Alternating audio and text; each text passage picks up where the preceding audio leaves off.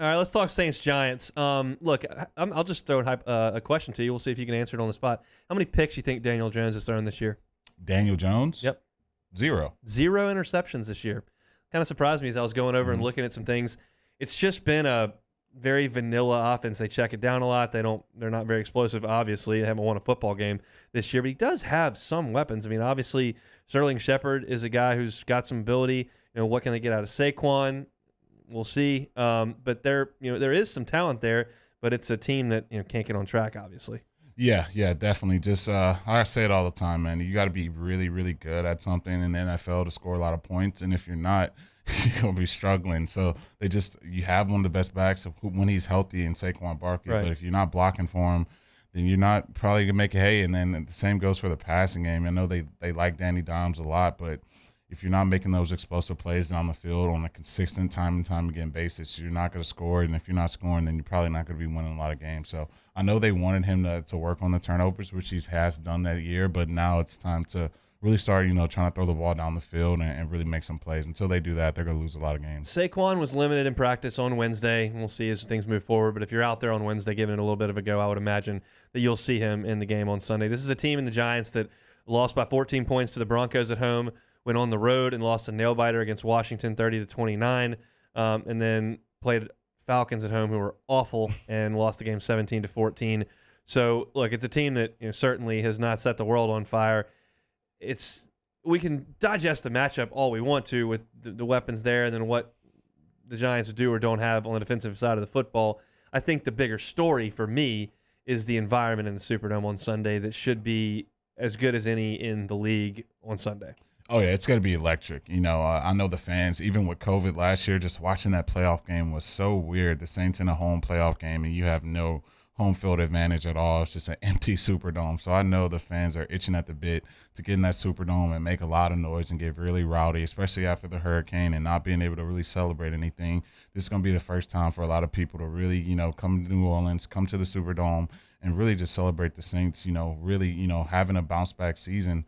Well, not bounce back, but having a season that really people didn't expect to have, especially with the hurricane and traveling and everything like that. So I'm excited to really see what that atmosphere is going to look like. As I look at I think it's just the Superdome's just going to be on springs.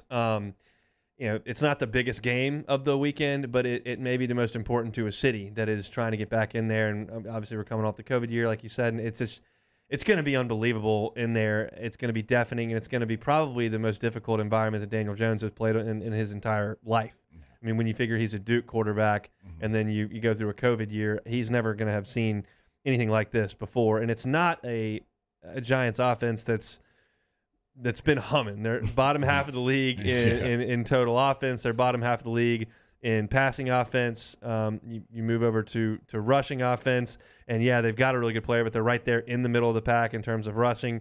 And then when you go to points per game, they're not they've not been very good. They're now down there towards the bottom with teams like Jacksonville, Pittsburgh, Atlanta.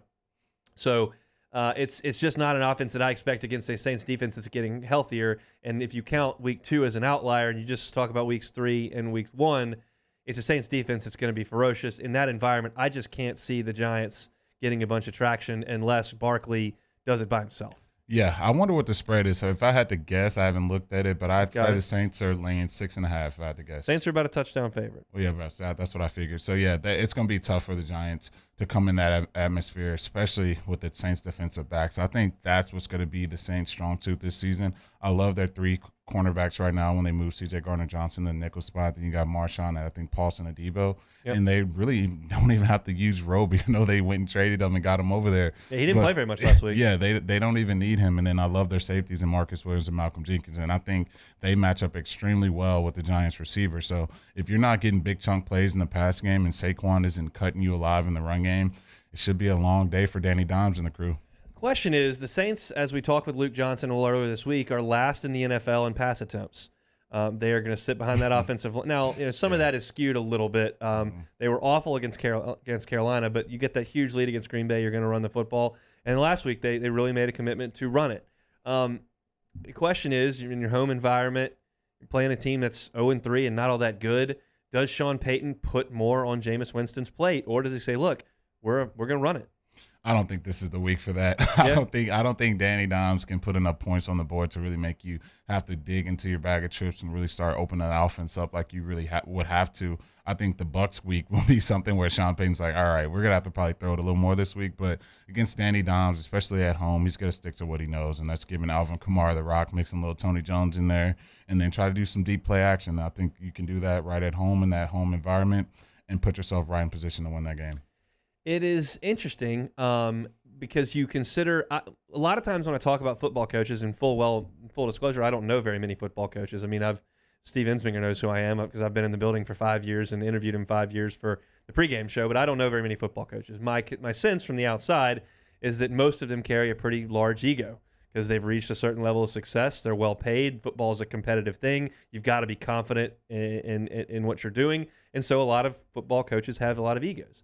And so there's a sense that Sean Payton could have attacked this and said, look, I'm the offensive genius here.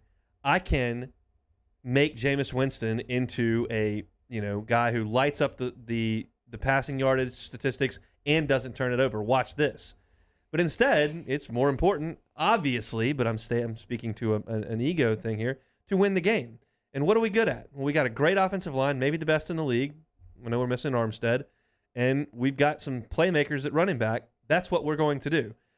So it's not, look, I threw it 50 times a game with Drew Brees. We're going to do that. No, it's how do we win? And we win by running the football. So, it's a credit to Sean Payton. Not that he needs any credit from me, but it's a credit to Sean Payton that he's able to adapt to kind of what he's got. And we should have known that based on winning games with Teddy and winning games with Taysom that he can do it. But Jameis is more gifted than those two guys. So it's been interesting to watch. Yeah, that's what separates the good coaches from the elite coaches. The elite coaches don't care about their identity. They don't care about, what I did 10 years ago.